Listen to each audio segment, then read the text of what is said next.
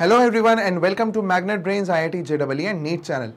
यहाँ पे competitive exams like JEE and NEET और उनकी बेसिक से preparation that is foundation course, इन सब की तैयारी मैग्नेट ब्रेन्स आपको 100% फ्री में कराता है। मैग्नेट ब्रेन्स पे 2-3 वीडियोस देखने के बाद भी कोई पेड सब्सक्रिप्शन या कोई फीस पे नहीं करनी होती है, क्योंकि यहाँ सारी चीज़ें 100% फ्री हैं, वो भी क्वालिटी कंटेंट और क्वालिटी टीचर्स के साथ। आज का लेक्चर है पीरियोडिक टेबल का सेकेंड लेक्चर, जिसमें हम मेंडलीव्स पीरियोडिक टेबल और मॉडर्न पीरियोडिक टेबल पढ़ने वाले हैं। हेडिंग का नाम मॉडर्न पीरियोडिक टेबल इसलिए लिखा है क्योंकि मेंडलीव पीरियोडिक टेबल एक्चुअली वो पूरी जर्नी है जिससे मॉडर्न पीरियोडिक टेबल आई है। ओके, मेंडलीव पीरियोडिक टेबल में मेंडलीव ने एक बहुत अच्छा बेस रख दिया था, जिसके आधार पे मॉडर्न पीरियोडिक टेबल को तैयार किया गया। तो चलिए आज हम फाउंडेशन कोर्स केमिस्ट्री में पीरियोडिक टेबल का सेकेंड लेक्चर देखेंगे। सबसे पहले कुछ फाउंडेशन कोर्स के बारे में आपको बता देते हैं कि भाई यहाँ पे आपको टॉपिक वाइज एक्सप्लेनेशन वीडियोस मिलेंगे, जैसे कि ये एक टॉपिक वाइज एक्सप्लेनेशन वीडियो है। यहाँ पे आपको मेंडलीव पीरियोडिक टेबल और मॉडर्न पीरियोडिक टेबल एक्सप्लेन की जाएगी वीडियो में। फिर डेली प्रैक्टिस प्रॉब्लम्स का यहाँ आपको पीडीएफ मतलब डीपीपीस, डेली प्रैक्टिस प्रॉब्लम्स क्या है, डीपीपी। ये डीपीपी की शीट आपको जिस दिन ये वीडियो आएगा उसी दिन ये शीट आपको मैग्नेट ब्रेन्स की ऑफिशियल वेबसाइट पे अपलोड हुई मिलेगी। उसको आप उस दिन सॉल्व कर लें वीडियो देखने के बाद। इस शीट में वही क्वेश्चंस होंगे जो हमारे वीडियो से रिलेटेड होंगे, ठीक है। फिर डेली प्रैक्टिस प्रॉब्लम सॉल्यूशन मतलब डीपीपी सॉल्यूशन वीडियो आपको नेक्स्ट डे पे अपलोड हो जाएगा। वो वीडियो से आप अपने आंसर्स को चेक कर सकते हैं। नेक्स्ट आते हैं chapter wise MCQs. Chapter wise MCQs में आपको 500 से भी ज्यादा क्वेश्चंस का एक क्वेश्चन बैंक का फॉर्म में आपको मिलेगा, जिससे आपकी खूब प्रैक्टिस हो जाएगी और कंसेप्ट्स भी अच्छे हो जाएंगे। डाउट सॉल्विंग सेशंस में आप अपने टीचर से लाइव इंटरेक्शन करके अपने डाउट्स पूछ सकते हैं। Weekly test papers chapter wise, यहाँ चैप्टर वाइज आपको वीकली टेस्ट पेपर्स मिलेंगे जो आपको हर चैप्टर को अच्छे से तैयार करा देंगे, ब्रश अप करा देंगे। Then guidance about the paper pattern, stress management etcetera and official notification related to examination. और एग्जामिनेशन से रिलेटेड आपको ऑफिशियल नोटिफिकेशन यहीं पे मिलेगा, है ना। एग्जामिनेशन से रिलेटेड मिलेगा, पेपर पैटर्न क्या होगा, स्ट्रेस को मैनेज कैसे किया जाए, ये सारी चीज़ों का गाइडेंस यहीं इसी चैनल पे होगा।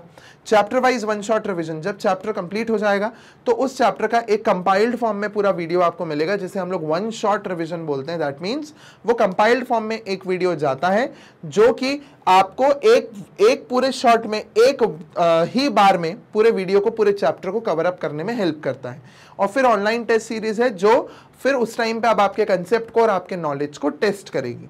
ओके, शुरू करते हैं सबसे पहले मेंडलीव पीरियोडिक टेबल।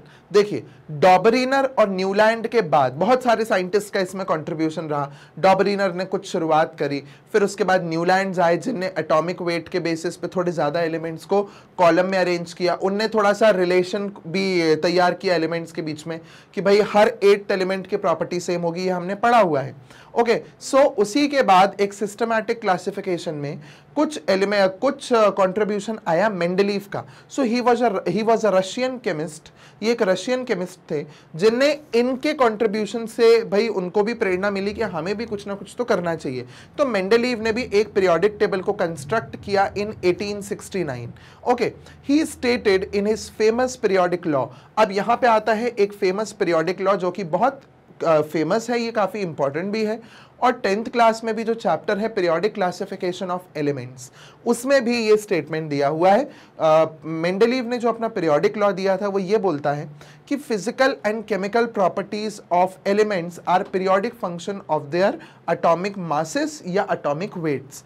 आप यहाँ पे एटॉमिक वेट भी बोल सकते हो, एटॉमिक मास भी बोल सकते हो, ठीक है। So physical and chemical properties of elements मतलब एलिमेंट की फिजिकल और केमिकल प्रॉपर्टी एक्चुअल में किसका फंक्शन है, उसके एटॉमिक मास का। इसका मतलब क्या कि फिजिकल और केमिकल प्रॉपर्टीज डिपेंड करती हैं किसी भी एलिमेंट के एटॉमिक मास पे या एटॉमिक वेट पे। तो इसने पूरी इंपॉर्टेंस मेंडलीव ने किसको दे दी, एटॉमिक मास को या एटॉमिक वेट को दे दी, ठीक है।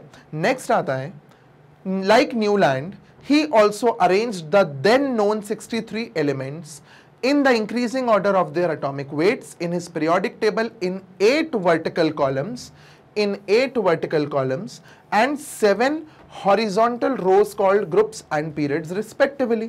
इसका मतलब ये कि जैसे कि न्यूलैंड ने अरेंज किया था एलिमेंट्स को इंक्रीजिंग एटॉमिक वेट्स पे, वैसे ही मेंडेलीव ने भी इंक्रीजिंग एटॉमिक मास के बेसिस पे उस टाइम पे मेंडेलीव के टाइम पे 63 एलिमेंट्स अवेलेबल थे। 63 एलिमेंट्स अवेलेबल थे। इन 63 एलिमेंट्स को मेंडेलीव ने 8 वर्टिकल कॉलम्स, मतलब 8 वर्टिकल कॉलम्स। वर्टिकल कॉलम्स क्या होते हैं? वर्टिकल कॉलम्स को हम ग्रुप्स बोलते हैं। इसका मतलब इस तरीके से 8 वर्टिकल कॉलम्स, इस तरीके से 8 एंड 7 हॉरिजॉन्टल रोज। 7 हॉरिजॉन्टल रोज मतलब इस तरीके से ये हॉरिजॉन्टल रोज हैं जिन्हें क्या बोला गया? Periods. Okay, so 8 vertical columns and 7 horizontal rows called periods. Periods हैं ये रोज, और जो ऐसे में वर्टिकल कॉलम्स हैं इन्हें ग्रुप्स बोला गया। सो ग्रुप्स एंड पीरियड्स, इस तरीके से मेंडेलीव ने अपनी पीरियोडिक टेबल तैयार की। एनसीईआरटी के हिसाब से काफी स्टूडेंट्स ये भी बोल सकते हैं कि सर एनसीईआरटी में तो 6 ग्रुप्स दिया हुआ है, 6 रोज दिए हुए हैं, सॉरी, है ना। एनसीईआरटी में there are 6 horizontal rows called periods, but अभी इस पैराग्राफ में उसका एक्सप्लेनेशन उन्होंने दिया हुआ है, ध्यान से देखिएगा। After the discovery of noble gases and radio active elements, जब नोबल गैसेस और रेडियो एक्टिव एलिमेंट्स की डिस्कवरी हो गई तो मेंडेलीव ने एक और रिसर्च करी और अपनी पीरियोडिक टेबल 1905, 1905 या 1905, तीनों तरीके से हमने बोल दिया, ठीक है। सो 1905 में, मतलब 1905 में मेंडेलीव ने जो नया वर्जन दिया पीरियोडिक टेबल का, उसमें उन्होंने जीरो ग्रुप को भी ऐड करके दिया था। उस जीरो ग्रुप में नोबल गैसेस भी थे, उसमें नोबल गैसेस भी थे, और साथ ही साथ में 7th पीरियड था। 7th पीरियड था मतलब ऐसे में एक 7th पीरियड भी आ गया था जिसमें रेडियो एक्टिव एलिमेंट्स को रखा गया था।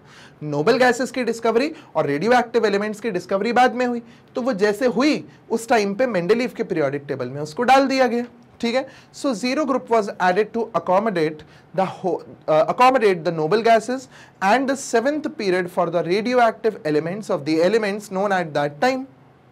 रेडियो एक्टिव एलिमेंट्स जो उस टाइम पे नोन थे उन्हें उठा के 7th पीरियड में डाल दिया।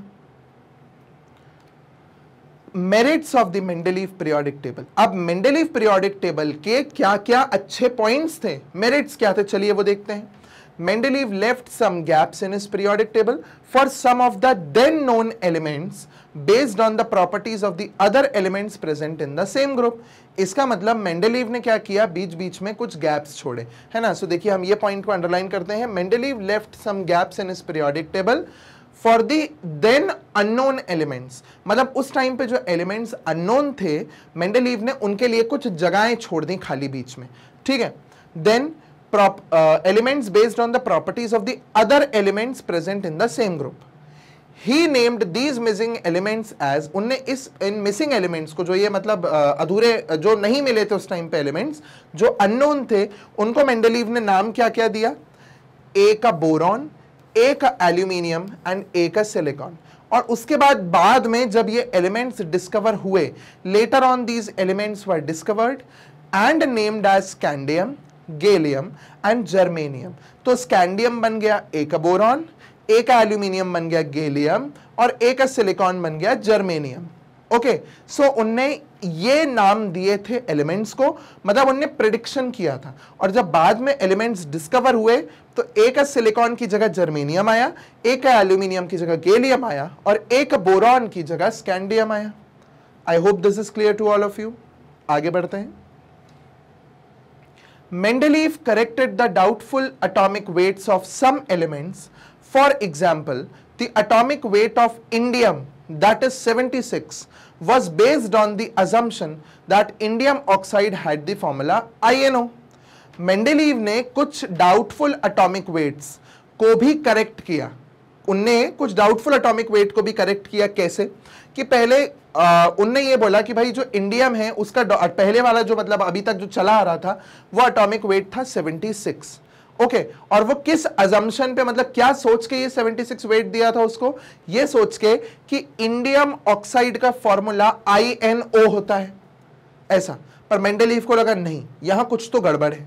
This atomic weight placed indium which has metallic properties among the non metals. यहां पे गलती पकड़ाई गई कि भाई इस एटॉमिक वेट के हिसाब से तो जो इंडियम था वो नॉन मेटल्स के बीच में रख दिया गया, बल्कि इंडियम तो एक मेटल है, तो फिर एक मेटल को आपने नॉन मेटल के साथ कैसे रखा, कुछ तो गड़बड़ थी।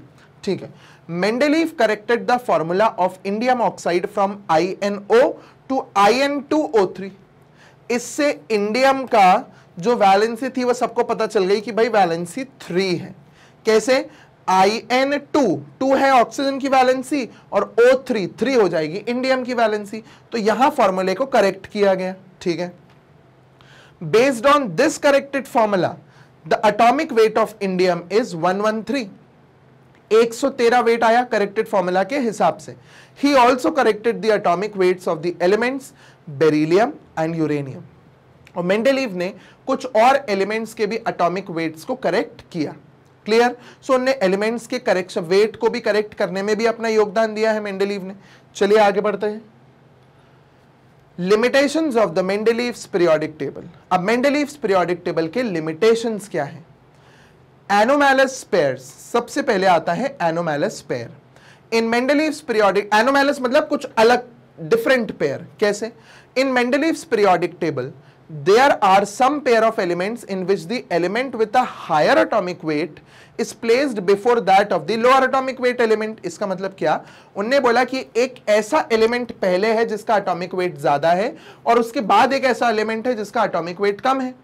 तो खुद मतलब जो खुद मेंडेलीव थे, मेंडेलीव ने तो खुद ने जो एटॉमिक टेबल बनाई, अपनी जो पीरियोडिक टेबल बनाई थी वो किसके बेसिस पे बनाई थी? इंक्रीजिंग एटॉमिक वेट्स के बेसिस पे, इंक्रीजिंग एटॉमिक मासेस के बेसिस पे। तो भाई जब एटॉमिक मास इंक्रीज हो रहा है तो पहले कम वाला आएगा, फिर ज्यादा वाला आएगा, फिर और ज्यादा वाला आएगा, फिर और ज्यादा वाला आएगा। ये मेंडेलीव का खुद ही का रूल था ना। बट उनने कुछ जगह पे एनोमैलस पेयर्स अरेंज कर दिए थे प्रॉपर्टीज को सिमिलर करने के लिए, कि समझ लो ये एक एलिमेंट है x, ये एक एलिमेंट है y। x का मास है 58, y का मास है 59। फॉर एग्जाम्पल की बात है। मेंडेलीव ने क्या किया, ये जो पूरे एलिमेंट्स थे और एक ये था कॉलम एलिमेंट्स का, y की प्रॉपर्टी इससे ज्यादा मैच खा रही थी और x की प्रॉपर्टी इससे ज्यादा मैच खा रही थी। तो उनने क्या किया, उनने x और y की जगहों को चेंज कर दिया। जहां पे अब जैसे y है ना, तो y इधर आ गया और x इधर आ गया, तो x का वेट था 58 और y का वेट था 59। ये मतलब है इसका कि उनने कई जगह पे चेंज कर दिए पोजीशंस सिमिलैरिटी को मेंटेन करने के लिए, कि भाई सिमिलैरिटी रहे। बट ये तो ड्रॉबैक हो जाएगा ना, क्योंकि खुद ने ही आपने रूल बनाया और फिर रूल आपने खुद ही ने चेंज कर दिया, भले ही किसी भी कारण से किया हो, बट रूल तो चेंज किया। भले ही आपको सिमिलैरिटीज देखनी थी प्रॉपर्टीज की, बट आप ही का रूल था कि इंक्रीजिंग एटॉमिक मासेस के बेसिस पे हम तो एलिमेंट्स को अरेंज करेंगे, बट इनने यहाँ पे चेंज किए। तो ऐसे ही कई जगह पे पेयर्स आपको मिलेंगे जहां कम ज्यादा वाले मास को पहले और कम वाले मास को उनने बाद में रखा है। जैसे देखिए यहाँ पे है कोबाल्ट और निकल है, तो 58.9 और 58.6। देन आप टीई और आई को देखिए 127.6, 126.9, AR एंड के 39.94, 39.10, है ना। सो इन दोनों को एक्सवाइप कर दिया गया है। देखो कम वाला बाद में है और ज्यादा वाला पहले, कम वाला बाद में है, ज्यादा वाला पहले है। यहाँ पे भी कम वाला बाद में है, ज्यादा वाला पहले है। दीज वर एनोमैलस पेयर्स, ये एनोमैलस पेयर्स कहलाए। ठीक है, नेक्स्ट लिमिटेशन आती है पोजीशन ऑफ हाइड्रोजन। हाइड्रोजन की पोजीशन जस्टिफाइड नहीं थी। हाइड्रोजन को आपने कहां रखा है, उसकी प्रॉपर्टीज ही मैच नहीं हो रही है किसी से। वो एक ऐसा नॉन मेटल है जो मेटल की प्रॉपर्टीज भी शो कर रहा है, मेटलॉइड में भी आप उसको नहीं डाल सकते। तो पोजीशन ऑफ हाइड्रोजन की प्रॉब्लम रही। पोजीशन ऑफ आइसोटोप्स, अब मेंडेलीव की जो पीरियोडिक टेबल है वो किसके ऊपर बेस्ड है, वो बेस्ड है मास के बेसिस पे। और आइसोटोप्स क्या होते हैं, atoms of the same element which have different masses. अब एक कार्बन मेरे पास कार्बन 12 है, एक कार्बन मेरे पास कार्बन 14 है। ठीक है, सो अगर अब मेरे पास एक है कार्बन 12, एक है कार्बन 14, अगर मैं इसको प्रॉपर वे में लिखूं, कार्बन 12 कार्बन 14 ऐसे अपन लिख लेते हैं। सो कार्बन 12 और 14, एक का मास 12, एक का मास 14। तो मतलब मेंडेलीव की पीरियोडिक टेबल में कार्बन 12 एक जगह घेरेगा और कार्बन 14 भी दूसरी जगह घेरेगा क्योंकि आइसोटोप्स की डिस्कवरी हो गई। तो अब कार्बन ही आपको 12 मतलब जो मास 12 है उस पर भी कार्बन मिलेगा, 14 पे भी कार्बन मिलेगा। तो इसका मतलब एक ही एलिमेंट को मैं दो दो तीन तीन जगह तो नहीं दे सकता ना। और ये तो कार्बन के साथ है, कार्बन के अलावा क्लोरीन भी है, ऑक्सीजन भी है, ऐसे तो n नंबर ऑफ एलिमेंट्स है जिसके आइसोटोप्स नेचर में मिलते हैं। तो मेरी पीरियोडिक टेबल तो ऐसे 500-700 एलिमेंट्स की बन जाएगी एज पर मेंडलीव, क्योंकि मेंडलीव ने तो बोला है कि आपका जो है वो एटॉमिक मास ही है जो सब कुछ है। तो एटॉमिक मास के हिसाब से कार्बन का 12 भी है, कार्बन का 14 भी होता है। तो अब 12 की पोजीशन पे भी कार्बन, 14 की पोजीशन पे भी कार्बन, तो कार्बन दो दो तीन तीन जगह घेर रहा है, ऑक्सीजन दो दो तीन तीन जगह घेर रहा है, क्लोरीन दो दो तीन तीन जगह घेर रहा है। ये भी एक प्रॉब्लम आ गई मेंडलीव के पीरियोडिक टेबल में कि भाई आइसोटोप्स की डिस्कवरी के बाद मैं आइसोटोप्स को लगाऊं कहां, एक ही एलिमेंट तो दो दो तीन तीन जगह पे आ जाएगा। ठीक है। Position of lanthanides and actinides, two set of 14 elements each. ये लैंथेनॉइड्स और एक्टिनॉइड्स जो है ना, ये 14 एलिमेंट्स के दो सेट हैं। लैंथेनॉइड 14 एलिमेंट का, एक्टिनॉइड 14 एलिमेंट का, ऐसे ये सेट है। So the two sets of 14 elements each, lanthanoids and actinoids, which follow lanthanum and actinium in the order of atomic weights, have not been provided regular or separate places in the periodic table. इनको periodic table में जगह ही नहीं दी lanthanoids और actinoids को। They have just been put together along with lanthanum and actinium respectively. इनको lanthanum और actinium के साथ ही डाल दिया। बल्कि अगर आप मॉडर्न periodic table में देखोगे तो हमने लैंथेनॉइड्स और एक्टिनॉइड्स को एक अलग से पोजीशन दी है, क्योंकि इनको अगर हम मेन टेबल पे डाल देंगे तो टेबल की बाकी प्रॉपर्टीज पूरी तरीके से मतलब मिसमैच हो जाएंगी। तो इस वजह से हमने इन दोनों को एक अलग पोजीशन दी है। यहां पे उनने लैंथेनम और एक्टिनियम के साथ ही लैंथेनॉइड्स एक्टिनॉइड्स को कंसिडर कर लिया। ऐसा नहीं है। लैंथेनॉइड्स क्यों बोला गया उनको, क्योंकि वो लैंथेनम को फॉलो कर रहे थे, मतलब लैंथेनम के बाद के एलिमेंट्स को लैंथेनॉइड्स और एक्टिनियम के बाद के एलिमेंट्स को एक्टिनॉइड्स बोला गया। तो इन दो की पोजीशन के कारण भी मेंडलीव के पीरियोडिक टेबल पे गलती आ गई। ठीक है। Position of elements of group 8, जो ग्रुप 8 है, मतलब जो मेंडलीव की पीरियोडिक टेबल है उसमें 1 2 3 4 5 6 7 एंड 8 है ना, 1 2 3 4 5 6 7 एंड 8। तो ये जो 8th ग्रुप है इसकी बात हो रही है, elements of group 8। 3 triads of the transition elements are placed in group 8 of the periodic table. They should have been given separate position. यहाँ ट्रांजिशन एलिमेंट्स के तीन एलिमेंट्स के सेट को ट्रायड्स बोला जाता है। तो ट्रांजिशन एलिमेंट्स के 3 एलिमेंट्स के सेट को, ट्रायड को, उन्हें 8th ग्रुप में डाल दिया, बल्कि इसको एक अलग ही पोजीशन देनी चाहिए थी, इसकी प्रॉपर्टीज डिफरेंट थी बाकियों से, तो उनको उठा के हमने ग्रुप 8 में डाल दिया। ये भी एक ड्रॉबैक हुआ मेंडलीव का। Okay. Anomalous placement of the transition and coinage metals, transition metals को भी सही जगह नहीं मिली मॉडर्न मेंडलीव्स पीरियोडिक टेबल में, और साथ ही साथ में कॉइनेज मेटल्स को भी। आप कॉइनेज मेटल्स समझते हैं क्या होता है? Copper, coinage metals copper, gold and silver, ये कॉइनेज मेटल्स है जिनके कॉइन्स बनते थे ना पुराने जमाने में, तो उनको हम लोग कॉइनेज मेटल्स बोलते हैं। Transition elements were placed along with typical elements under the same group. Typical elements जो होते हैं, मतलब जो एक्चुअल मेन हमारे मेटल्स हैं, टिपिकल मेटल्स है ना, उनके साथ ही ट्रांजिशन मेटल्स को, या आपने रैंडमली कोई दूसरा एलिमेंट है, नॉन मेटल है, मेटलॉइड है, उसके साथ ट्रांजिशन मेटल्स को डाल दिया, तो वहां पे गलती हुई। ट्रांजिशन एलिमेंट्स को आप सबके साथ डाल दिया रैंडमली। कॉइनेज मेटल्स को आपने एल्कली मेटल्स के साथ रख दिया, बल्कि एल्कली मेटल्स जो होते हैं वो काफी रिएक्टिव मेटल्स हैं, आपने उन रिएक्टिव मेटल्स के साथ कॉपर, गोल्ड और सिल्वर को डाल दिया, बल्कि कॉपर, सिल्वर और गोल्ड ये काफी नॉन रिएक्टिव टाइप के मेटल्स हैं। ओके, सो कॉइनेज मेटल्स की पोजीशन गलत, ट्रांजिशन मेटल्स की पोजीशन गलत, तो पोजीशंस गलत होने लगी। और ये क्यों हुआ? मेंडलीव में इसमें मेंडलीव की पूरी तरीके से गलती नहीं थी, उनके पास जो 63 एलिमेंट्स अवेलेबल थे उनको तो उनने अरेंज कर दिया। बाद में जो डिस्कवरीज हुई हैं और उन डिस्कवरीज ने मेंडलीव की पीरियोडिक टेबल को पूरी तरीके से बर्बाद कर दिया, खराब कर दिया।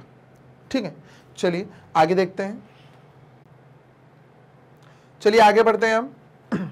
देखिए, owing to these limitations and the later discovery of atomic structure, Mendeleev's periodic table has no practical significance at present. इसका मतलब ये कि इन लिमिटेशंस को देखते हुए और एटॉमिक स्ट्रक्चर की डिस्कवरी के बाद, हम लोगों ने पढ़ा हुआ है ना, एटॉमिक स्ट्रक्चर पढ़ लिया है अभी कुछ लेक्चर्स पहले कि भाई बोहर का एटॉमिक स्ट्रक्चर, फिर सोमरफेल्ड ने उसमें जो चेंजेस वगैरह बताए थे, वो सारी चीजों के आने के साथ ही कोई भी practical significance Mendeleev periodic table का नहीं रह जाता और रिजेक्ट हो गई मेंडलीव की periodic table.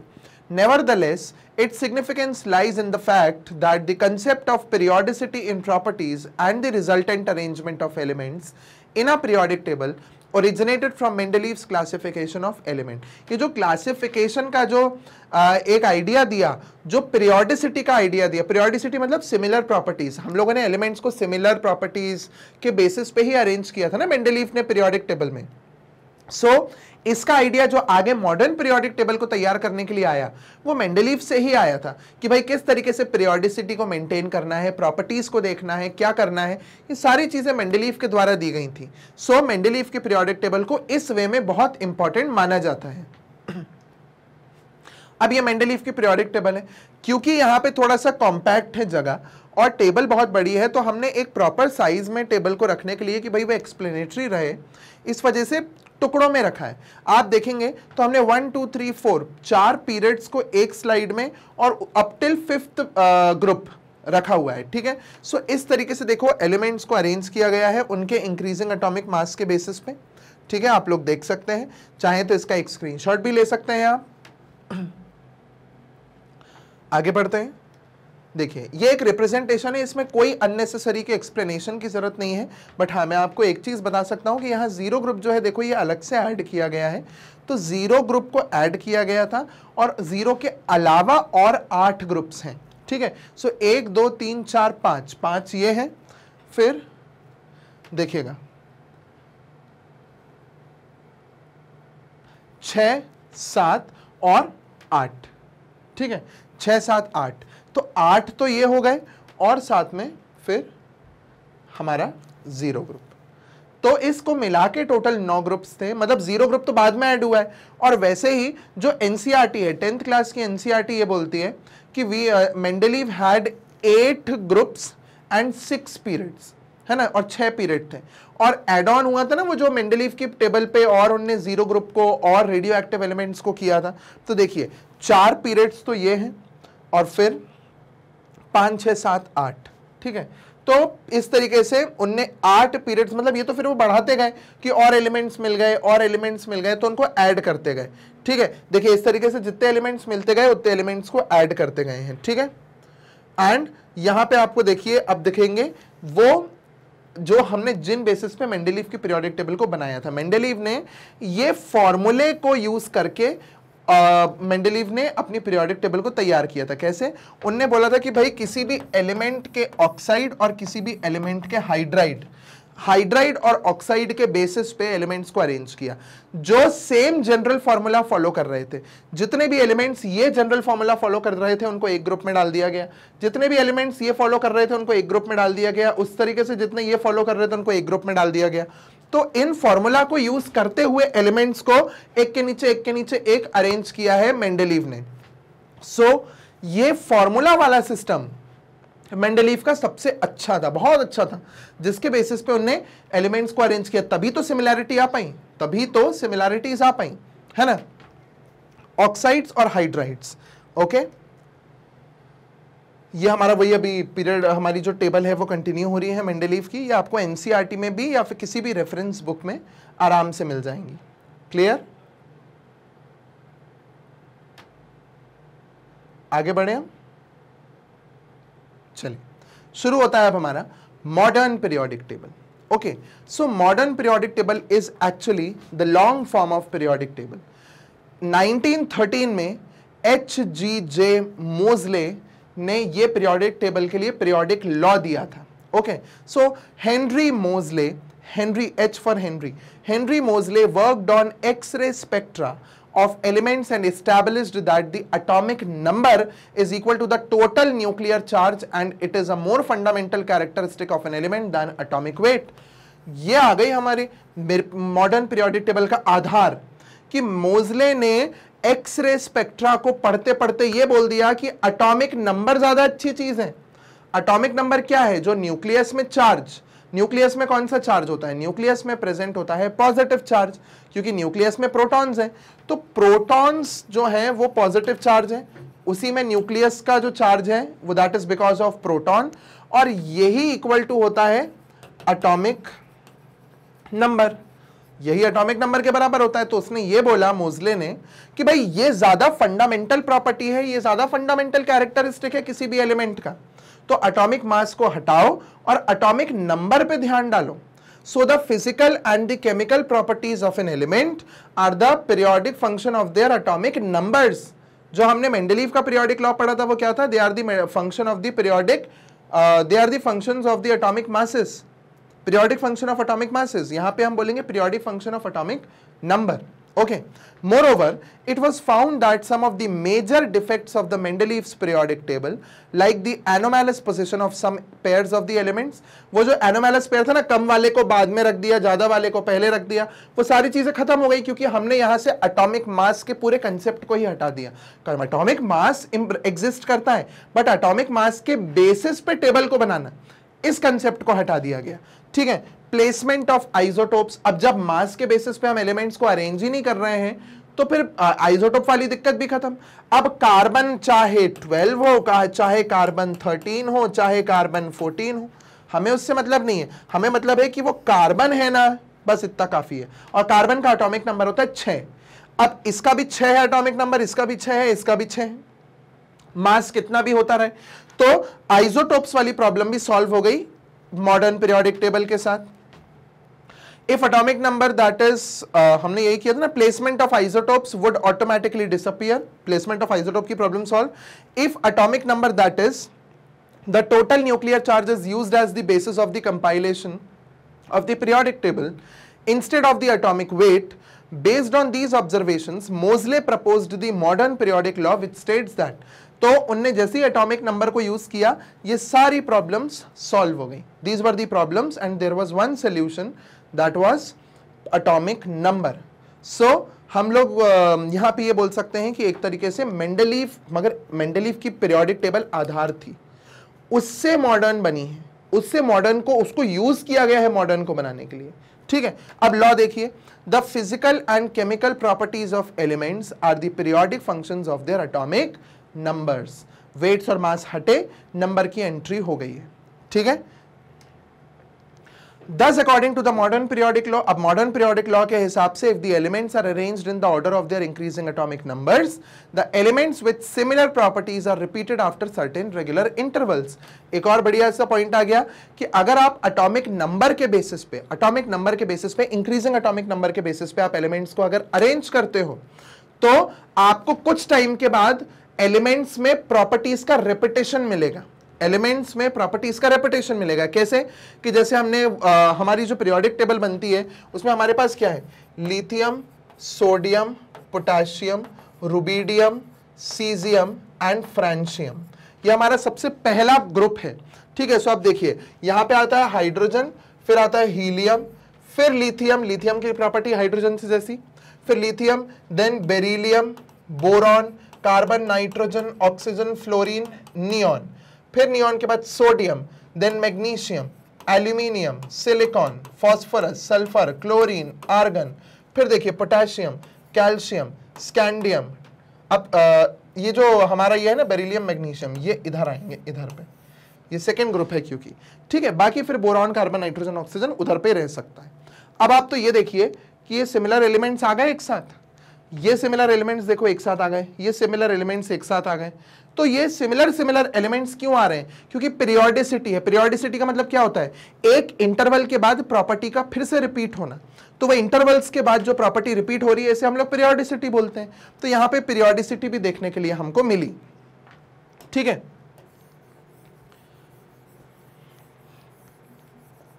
Next, the long form of periodic table, also called the Bohr's table, consists of horizontal rows called periods and vertical columns called groups। ठीक है, इसको बोहर्स टेबल बोला जाता है क्योंकि बोहर ने इसे तैयार की थी। हेनरी मोजले ने लॉ दिया था, नील्स बोहर ने टेबल को तैयार किया था। ठीक है, सो अभी देखिए उनने ये बोला है कि ऐसे में पीरियड्स हैं, दीज आर द पीरियड्स, और ऐसे में ग्रुप्स हैं। सो ऊपर से नीचे में ग्रुप्स हैं और लेफ्ट टू राइट में पीरियड्स हैं। ठीक, there are 7 periods and 18 groups. कितने पीरियड्स हैं?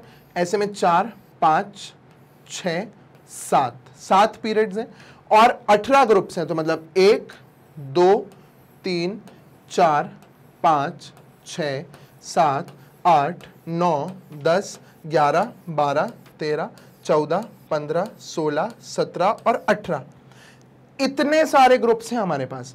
तो 18 ग्रुप्स और 7 पीरियड्स, बहुत बड़ी पीरियोडिक टेबल है, long form of periodic table है। Okay, so 7 periods and 18 groups.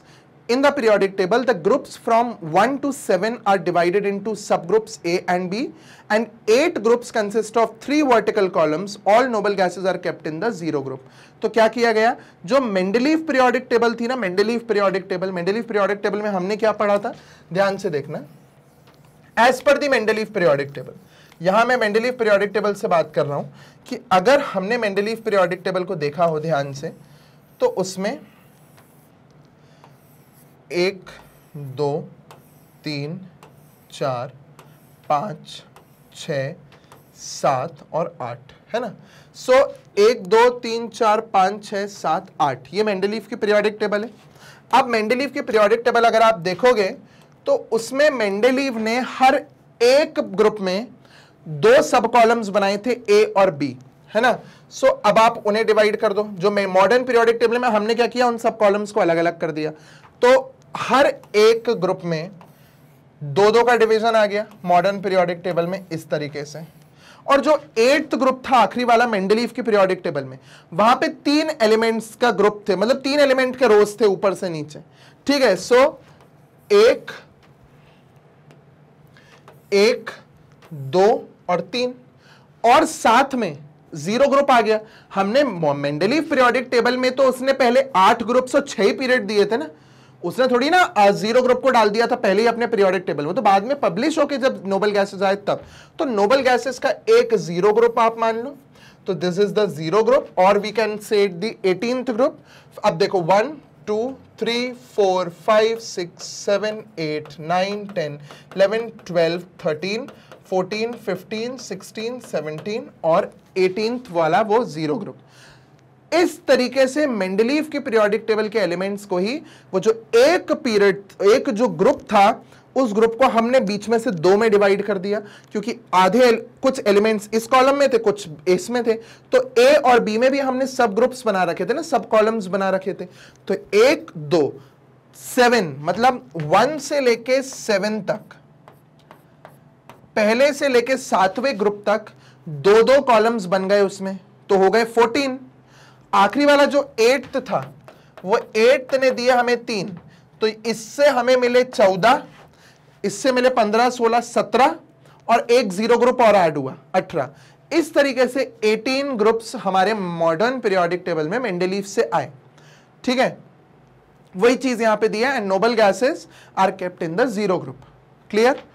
आगे division of periodic table into different portions. अब अलग अलग पोर्शंस में हमने पीरियोडिक टेबल को डिवाइड किया है। सबसे पहले देखते हैं, देखिए left portion, we have group 1A, 2A, extremely electropositive metals. Extremely electropositive मतलब जो अपना इलेक्ट्रॉन देने को बिल्कुल तैयार बैठे, कोई आए और ये अपना इलेक्ट्रॉन दे दे, इनको बोलते हैं एक्सट्रीमली इलेक्ट्रोपॉजिटिव एलिमेंट्स, जो बहुत जल्दी अपना इलेक्ट्रॉन देना चाहते हो।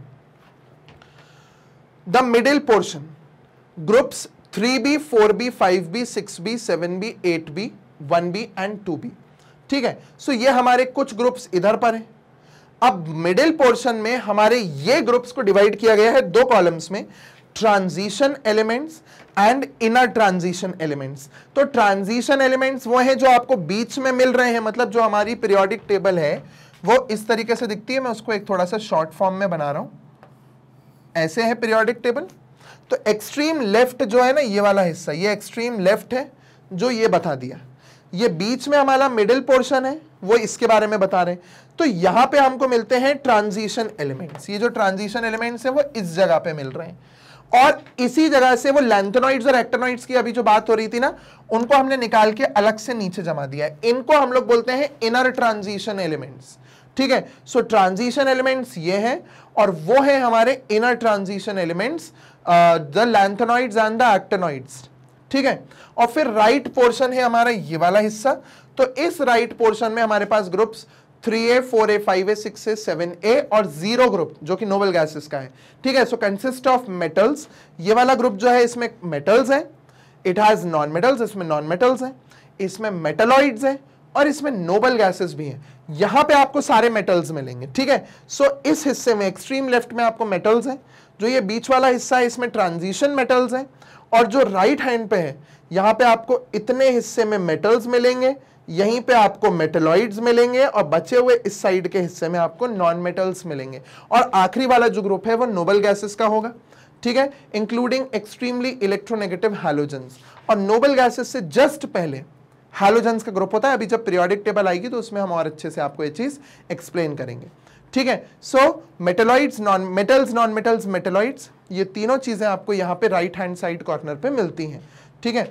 और साथ ही साथ में एक्सट्रीमली इलेक्ट्रोनेगेटिव हैलोजेंस, जैसे एक्सट्रीमली इलेक्ट्रोपॉजिटिव मेटल्स लेफ्ट पे मिल रहे हैं, वैसे ही एक्सट्रीमली इलेक्ट्रोनेगेटिव हैलोजेंस जो कि नॉन मेटल्स होते हैं वो आपको पीरियोडिक टेबल के राइट हैंड साइड पे मिलते हैं। क्लियर हुआ? चलिए आगे बढ़ते हैं। अब ट्रांजिशन एलिमेंट्स, ट्रांजिशन एलिमेंट्स का भी डिवीजन है। आप है ना एक काम भी कीजिए, यहां पे जो ये टेबल्स फ्लो चार्ट्स है ना, इनका स्क्रीनशॉट लेते चलिए। अगर आप स्क्रीनशॉट लेते चलेंगे तो आपके पास भी ये फ्लो चार्ट का एक नोट हो जाएगा, ठीक है। इसका एक स्क्रीनशॉट ले लीजिए। चलिए आगे बढ़ते हैं अब हम नेक्स्ट स्लाइड की तरफ। ये वाला देखिए ट्रांजिशन एलिमेंट्स को डिस्क्राइब कर रहा है। सबसे पहला है फर्स्ट ट्रांजिशन सीरीज। देखिए ट्रांजिशन एलिमेंट्स में हमारे पास 4 सीरीज हैं, एलिमेंट्स की 4 सीरीज हैं इस तरीके से लेफ्ट टू राइट में। तो जो पहली सीरीज है उसमें 10 एलिमेंट्स हैं विच हैज स्कैंडियम पहला और आखिरी जिंक है, ठीक है। And they belong to the 4th period, और यहाँ 4th पीरियड से शुरू होता है, ठीक है। फिर यहाँ पे देखिए सेकंड ट्रांजिशन सीरीज, इसमें 10 एलिमेंट्स हैं, यहाँ पे यट्रियम से कैडमियम तक है, ओके। सो 39 से 48 and they belong to the 5th period. उसी प्रकार थर्ड ट्रांजिशन सीरीज जो है यहाँ पे लैंथेनम से शुरू होके हॉफमियम तक है और मर्क्यूरी तक, lanthanum and hafnium to mercury, ठीक है। And they belong to the 6th period, यहाँ 6th पीरियड आ गया। और जो पीरियोडिक टेबल का आखिरी पीरियड है 7th पीरियड, वो यहाँ पर है। देखिए 4th transition series consist of 10 elements, actinium and rutherfordium, ठीक है। And they belong to 7th period, और ये 7th पीरियड में बिलोंग करते हैं। क्लियर हुआ? So 4th 5th 6th 7th 4 period, और first transition, second, third and 4th transition series, ये ट्रांजिशन एलिमेंट्स की सीरीज है, ठीक है। नेक्स्ट आता है, इसको हम लोग डी ब्लॉक बोलते हैं। मतलब जैसे आप पीरियोडिक टेबल पढ़ोगे ना अभी, सो इस तरीके से होती है। यहां एस ब्लॉक एलिमेंट्स बोला जाता है, इनको पी ब्लॉक एलिमेंट्स बोला जाता है, इनको डी, और जो वो नीचे लैंथेनॉइड्स और एक्टिनॉइड्स आते हैं ना, उनको एफ ब्लॉक एलिमेंट्स बोला जाता है, ठीक है। चलिए इसका एक स्क्रीनशॉट ले लीजिए। अब आगे बढ़ते हैं। इनर ट्रांजिशन एलिमेंट्स, अब यहाँ पे वो जो नीचे वाले एलिमेंट्स है ना, जो पीरियोडिक टेबल के नीचे जो 2 ग्रुप्स हैं जो अलग से, उनको हमने अलग से 8th और 9th ग्रुप नहीं बोला है, 8th और 9th पीरियड नहीं बोला है, सॉरी। सो हमने जो हमारी पीरियोडिक टेबल है उसके जो नीचे 2 आते हैं, इनको हमने अलग से 2 पीरियड्स नहीं बोले हैं, मतलब 8th और 9th पीरियड नहीं बोला है, इनको हमने निकाला तो बीच में से ही है ना। सो ट्रांजिशन के बीच में से इनको निकाल के यहाँ डाला है, इसलिए इनको इनर ट्रांजिशन एलिमेंट्स बोला जाता है। लैंथेनॉइड्स, इनके पास 14 एलिमेंट्स हैं, और एक्टिनॉइड्स, इनके पास भी 14 एलिमेंट्स हैं, and they are kept separately below the main body of the periodic table. इस तरीके से इनको अलग से नीचे रखा जाता है 2 और रोज में, ठीक है। इसका भी एक स्क्रीनशॉट ले लीजिए, फिर हम आगे बढ़ते हैं। चलिए आगे बढ़ते हैं। Next, periods, some characteristics of periods are tabulated below. अब यहां पे पीरियड्स और उनके कैरेक्टरिस्टिक्स दिए हुए हैं, चलिए देखते हैं। सबसे पहला first period, this period has only 2 elements, hydrogen and helium, which have only 1 energy level और shell। इनके पास सिर्फ एक ही शेल है, तो ये पहला पीरियड हो गया, है ना। पीरियड्स को एक्चुअली हमने शेल्स के हिसाब से बांटा है, तो जो पहला पीरियड है वहां के एलिमेंट्स में एक शेल है, और जो 7th पीरियड है उसमें 7 शेल्स हैं, ठीक है। This period is called very short period. Next है second, it has 8 elements Li to Ne10, Li3 मतलब लिथियम का एटॉमिक नंबर 3 है ना, से neon 10. Elements have 2 shells. The elements of this period are called bridge elements, है ना, bridge elements बोलते हैं. Third, this period also has 8 elements, Na to Ar, sodium to argon. The second and third periods are called short periods. These elements have 3 shells. These elements have 3 shells and the elements of this period are called typical elements, यानी typical elements बोलते हैं. This period has 18 elements. They have 4 energy levels और 4 shells. इनके पास 4 shells होते हैं. Potassium से krypton, ये noble gas है और ये मेटल है, ठीक है. ये हमारा 4th पीरियड है. फिर 5th, this period has 18 elements, rubidium to xenon. They have 5 energy levels या 5 shells. फिर 6th है, this period has 32 elements. cesium से हमारा xenon radon, ये Rn is radon. They have 6 energy levels or 6 shells. The 4th, 5th and 6th periods are called long periods. इनको 4th, 5th, 6th को long periods भी बोला जाता है. Then 7th, this period has 32 elements and all these elements are radioactive. यहाँ सारे radioactive elements हैं. Out of these, the naturally occurring radioactive elements are Fr, Ra, Ac, Th, Pa and U, while the remaining elements after uranium, that is Np to Db, are artificially prepared radioactive elements. ये artificially prepared elements हैं हमारे पास and these are called transuranic element. इनको transuranic elements बोला जाता है. Atoms of these elements have 7 energy levels और 7 shells. जैसा कि मैंने आपको सबसे पहले पीरियड में बताया था, पहले पीरियड में 1 शेल है तो 7th पीरियड में 7 शेल्स हैं. तो 7वें पीरियड पे आके यहाँ पे खत्म हो जाता है. ठीक है, आगे अब आते हैं हम ग्रुप्स पे. Group 1A, 2A, 3A, 4A, 5A, 6A, 7A contain metals, non-metals and metalloids. यहाँ पे metals, non-metals और metalloids होते हैं.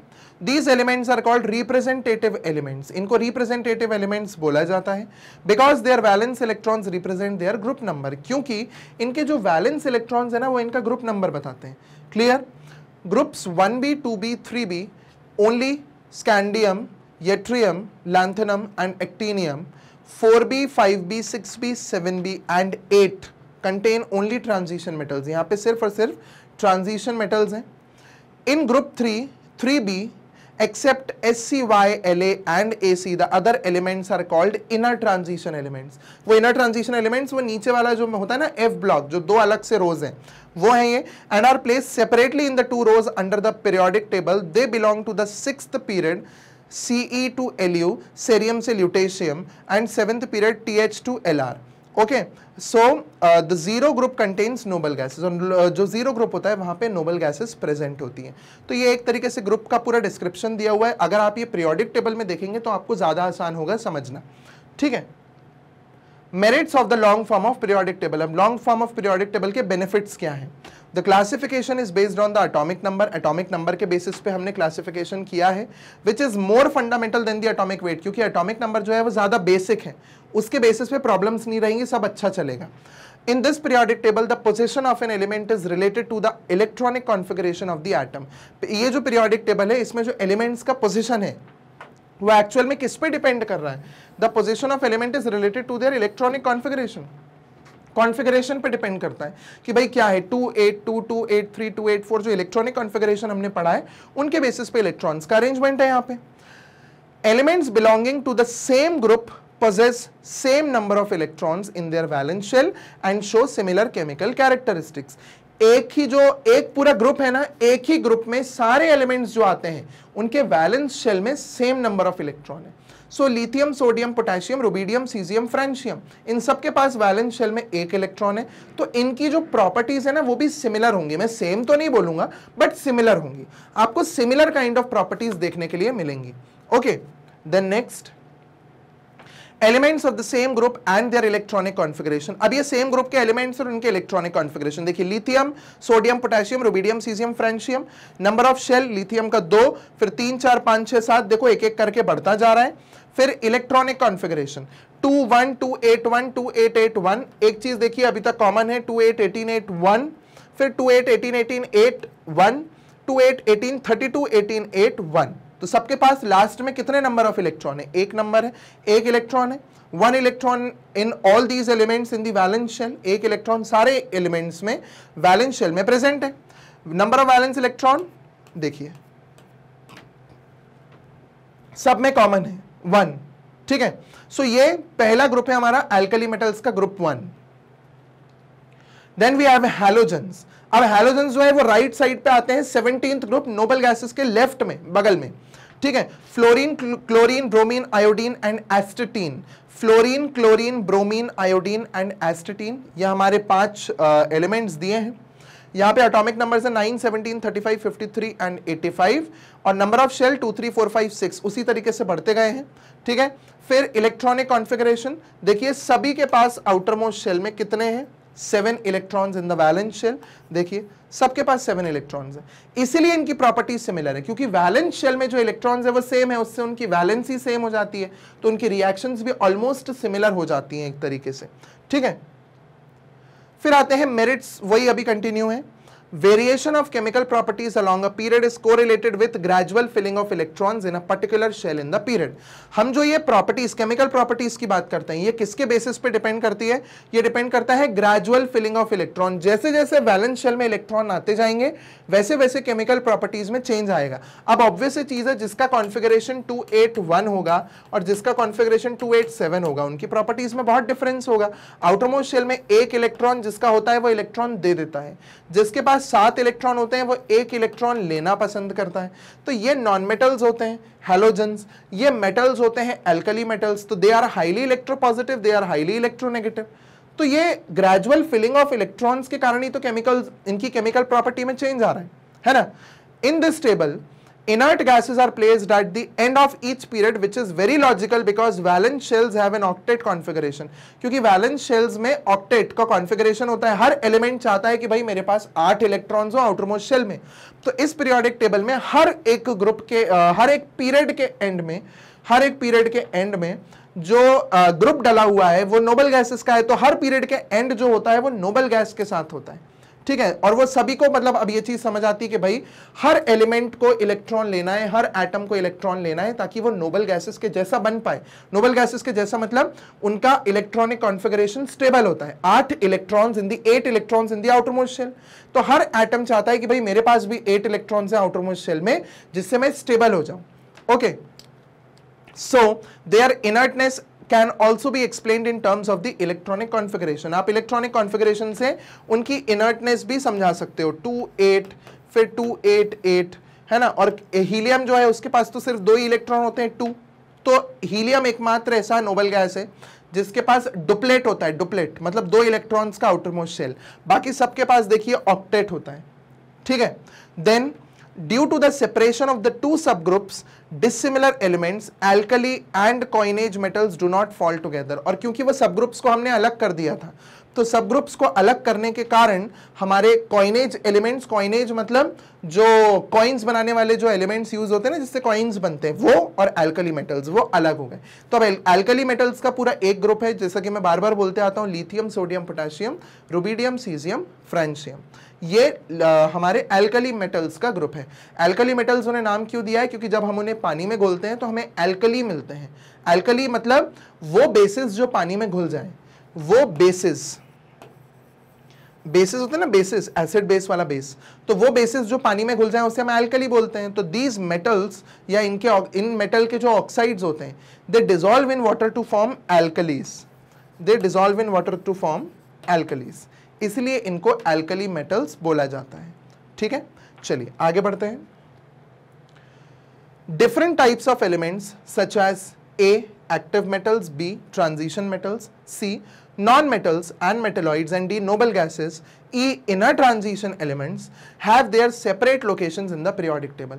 और जितने भी तरह तरह के हमारे पास एलिमेंट्स हैं ना, जो ये एक्टिव मेटल्स हैं, फिर ट्रांजिशन मेटल्स हैं, नॉन मेटल्स मेटेलॉइड्स हैं, नोबल गैसेस एक अलग कैटेगरी है, इनर ट्रांजिशन एलिमेंट्स अलग होते हैं, लैंथेनॉइड्स एंड एक्टिनॉइड्स, इन सबको पीरियोडिक टेबल में अलग अलग ग्रुप्स में अलग अलग एरियाज में अरेंज किया है ना। हम ग्रुप्स ना बोलें क्योंकि नॉन मेटल्स तो अलग अलग ग्रुप्स में भी आते हैं, है ना। सो हम ये बोले अलग अलग एरिया बांट दिए गए हैं कि भाई यहाँ ये होगा, यहाँ ये होगा, यहाँ ये होगा, यहाँ पे ये होगा।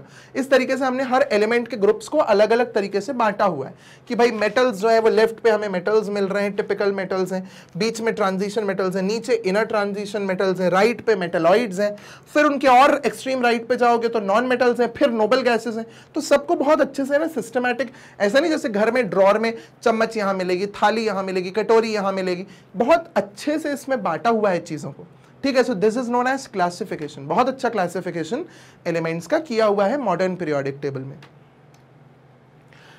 अब सबसे बड़ी दिक्कत आ गई, यही तो दुख देता है, defects of the long form of the periodic table.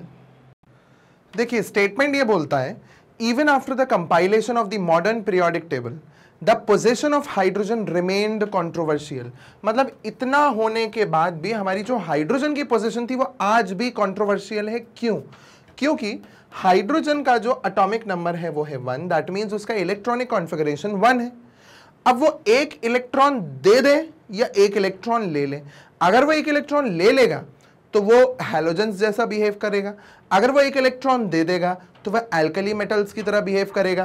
तो आपको पता है एक तरीके से हमें हाइड्रोजन आयन और हाइड्राइड आयन दोनों मिलते हैं, दोनों मिलते हैं, हमें हाइड्रोजन आयन भी मिलता है, हाइड्राइड आयन भी मिलता है। So actually this hydrogen behaves both as alkali metals and halogens, ठीक है। हाइड्रोजन एल्कली मेटल्स और हैलोजेंस दोनों की तरह बिहेव करता है।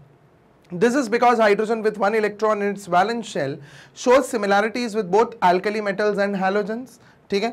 Therefore, placing hydrogen in 1A group is not completely justifiable. So, अगर आप हाइड्रोजन को 1A मतलब फर्स्ट ग्रुप में लगाते हो तो वो एक तरीके से जस्टिफाइड नहीं है, ठीक है। The elements lanthanoids and actinides could not be placed in the main body of the modern periodic table. lanthanoids और actinides को आज भी हमने periodic table के बाहर अलग से जमाया है, हम उनको periodic table में नहीं डाल पाए। So ये भी एक गलती है। This periodic table does not reflect the exact distribution of electrons of some of the transition and inner transition elements.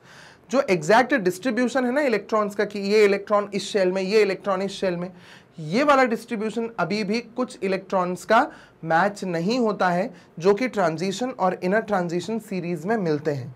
तो ये हमारे ड्रॉबैक्स हैं हमारी मॉडर्न पीरियोडिक टेबल के, ठीक है।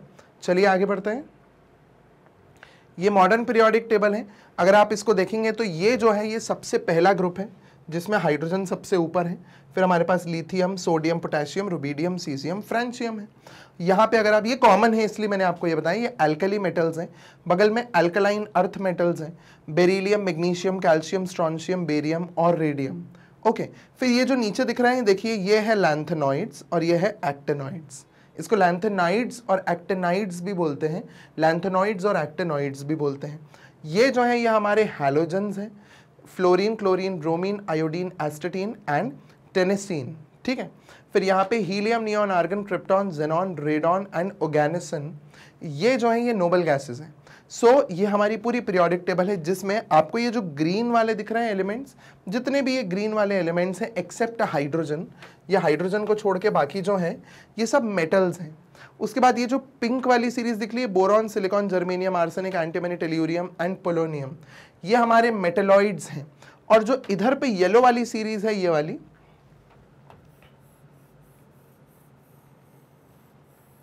इतनी सीरीज हमारी, ये जो है ये नॉन मेटल्स हैं। एक चीज मैं आपको और बता दूं, 12th क्लास की एनसीईआरटी में पोलोनियम को एक मेटल बोला गया है। अब पोलोनियम की बड़ी अजीब सी प्रॉपर्टी है, it is said to be 51% metal and 49% metalloid. अभी भी इसके ऊपर हम लोग स्टडी कर रहे हैं। सो 51% ये पोलोनियम मेटल है और 49% मेटलॉइड है, बट 51 ज़्यादा है ना, इसको हम लोग मेटल बोलते हैं। सो एक तरीके से ये पूरा पार्ट मेटल्स का है। 80% ऑफ द पीरियोडिक टेबल के elements are metals. 80% of the elements of the periodic table are metals, the rest are metalloids and non metals. Clear हुआ? सो ये हमारी पूरी मॉडर्न पीरियोडिक टेबल है, इसे अच्छे से देख लीजिए।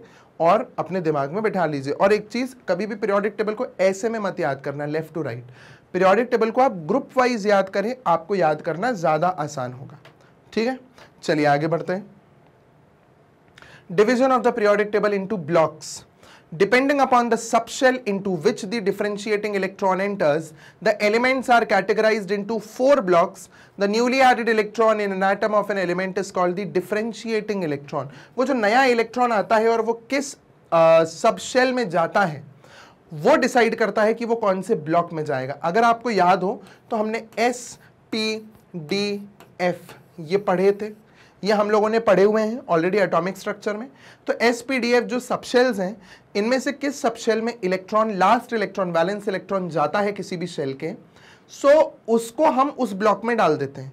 तो हमारी पीरियोडिक टेबल भी जो है, मैंने आपको ये पहले भी बताया है, देखिएगा जो हमारी पीरियोडिक टेबल है उसमें ये वाला जो है ना, दिस इज S ब्लॉक, ये है पूरा जो बीच में है ये D ब्लॉक, ये है P ब्लॉक और ये है F ब्लॉक। ठीक है, सो यहां से पूरा P ब्लॉक है, ये जो है ये D ब्लॉक है, ये S ब्लॉक है, ये इतना P है और नीचे जो दिख रहे हैं ये F ब्लॉक है। तो जो इलेक्ट्रॉन लास्ट कौन से सबशेल में जा रहा है उस एलिमेंट को हम उस ब्लॉक में डाल देते हैं। ठीक है, सो उस इलेक्ट्रॉन को, जो आखिरी इलेक्ट्रॉन जाता है, उसे हम डिफरेंशिएटिंग इलेक्ट्रॉन बोलते हैं, क्योंकि वही तो एक्चुअल में बताता है ना कि उस पर्टिकुलर एलिमेंट को कहां जाना है ना। Next, description of elements belonging two blocks. S block, the differentiating electron enters the valence S subshell. Groups 1A alkali metals, 2A alkaline earth metals. Left part of the periodic table, it consists of only metals. जो मैंने वो mark किया हुआ है उधर आप देखेंगे ध्यान से, वो S block है, उसमें metals है, alkali metals और alkaline earth metals. ठीक है, the next P block, the differentiating electron enters into the valence P block, P subshell. ठीक है, then 3A, 4A, 5A, 6A, 7A and 0 group. सो ध्यान से देखिएगा, 3A, 4A, 5A, 6A, 7A and 0 group, ये पूरे P block हैं, आपको यही बताया गया है। ठीक है, then it consist of metals, non metals, metalloids and noble gases. P block constitutes right part of the periodic table. S and P block elements except 0 group are called representative elements. S और P block के elements को representative elements बोला जाता है। ठीक है, आगे D block, the differentiating electron enters the penultimate D subshell. Penultimate D subshell में ये एंटर होता है, मतलब पेनल्टीमेट मींस आखिरी वाले का जो अंदर वाला होता है, that is penultimate D subshell. Okay, 3B, 4B, 5B, 6B, 7B, 8B, 1B and 2B.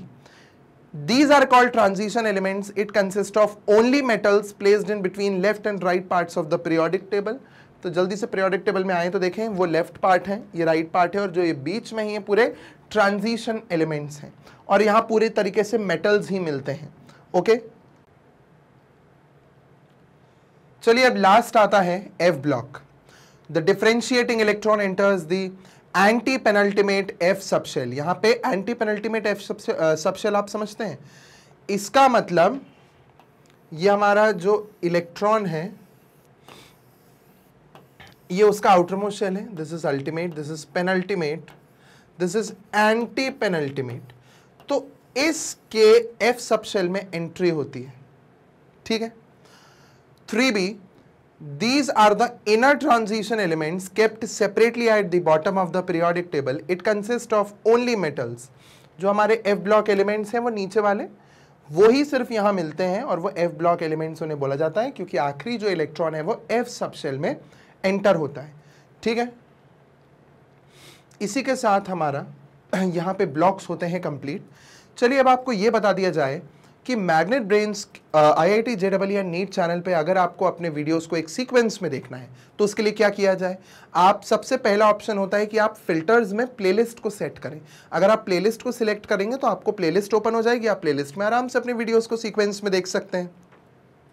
अगर नहीं है तो मैग्नेट ब्रेन्स की ऑफिशियल वेबसाइट पे, दैट इज www.magnetbrains.com पे जाइए, वहां पे लेफ्ट हैंड साइड पे आप देखेंगे तो आपको कोर्सेज मिलेंगे। उन कोर्सेज में से आप JEE या नीट जिसकी भी आप तैयारी कर रहे हैं, क्योंकि जो केमिस्ट्री है, फिजिक्स और केमिस्ट्री, ये दो ऐसे हैं जो नीट और JEE दोनों में कॉमन है। ओके, यहाँ पे आपको JEE में मैथ्स मिलेगा, नीट में आपको बायो मिलेगा, बस यही डिफरेंस है। बाकी फिजिक्स और केमिस्ट्री दोनों में कॉमन है। आप केमिस्ट्री में फाउंडेशन पे वॉच नाउ पे क्लिक कीजिए। जैसे ही आप वॉच नाउ पे क्लिक करेंगे कोर्स ओपन हो जाएगा। यहाँ पे डिटेल्स दी हैं कोर्स की, आप इन्हें देख सकते हैं। नीचे पूरे वीडियोस दिए हुए हैं, आप चैप्टर वाइज, तो आप चैप्टर पे क्लिक करके जैसे ही ड्रॉप बॉक्स ओपन होगा, उस ड्रॉप बॉक्स में आप जो चैप्टर के सीक्वेंस में वीडियोस डले हैं, आप उन पे क्लिक करके वॉच नाउ पे क्लिक कर सकते हैं। तो एक सीक्वेंस में आपको वीडियोस मिल जाएंगे। आपको जितनी बार वो वीडियोस को देखना है, आप उतनी बार बिल्कुल फ्री में देख सकते हैं। जैसे ही आप वॉच नाउ पे क्लिक करेंगे, वीडियो सामने ओपन होगा, आप प्ले करके अपना वीडियो देखें। Magnet Brains foundation course and competitive exams like JEE and NEET, इनकी तैयारी 100% फ्री में क्वालिटी कंटेंट और क्वालिटी टीचर्स के साथ 24/7 अवेलेबल कराता है। मैग्नेट ब्रेन्स पे 2-3 वीडियोस देखने के बाद कोई पेड सब्सक्रिप्शन, कोई फीस पे नहीं करनी होती है, क्योंकि यहाँ सारी चीज़ें 100% फ्री हैं। आप वीडियो को लाइक करें, चैनल को सब्सक्राइब करें और इसे शेयर करें अपने सिबलिंग्स, अपने रिलेटिव्स और अपने पीयर ग्रुप के साथ, so that together we can improve the quality of education and keep watching Magnet Brains IIT JEE and NEET channel. Thank you.